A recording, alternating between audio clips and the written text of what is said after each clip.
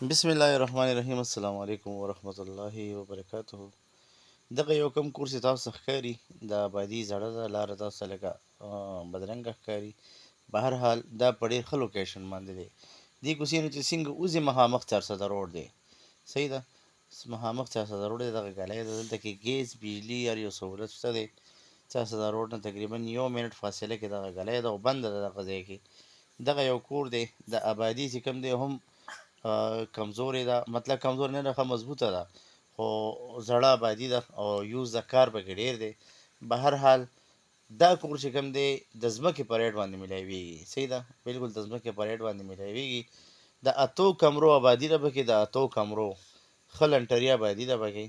ښکاري تاسو ته دغه ټول مخامخ چې کوم دی دغه 4 کمرې دلته دي. په سټارټ کې 2 کمرې وي، بر پې هم 2 کمرې دي. صحیح ده. دغه کور دی، دې خواته راپرېسترې وغیره پکې شوي دي. دا آبادیان دي 1 2 3 4 4 کمرې دلته دي، 2 د دې د پاسه دي. هغې ته دغه یو لاره ورختلې ده. صحیح ده.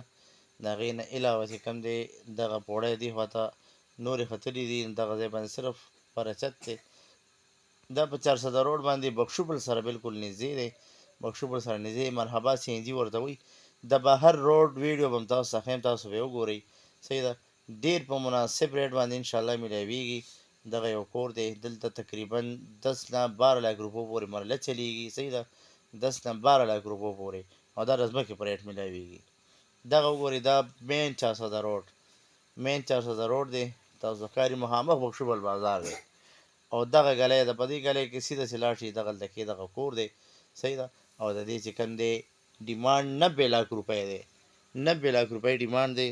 دا د دې تشې د ځمکې پیسې دي. په دې کې به په موقع باندې انشاءالله خبرې کېږي. او چې څوک یې هم خواهش کوي د موقع نه فایده والي. 10 مرلې کور دی، 8 کمرې دي.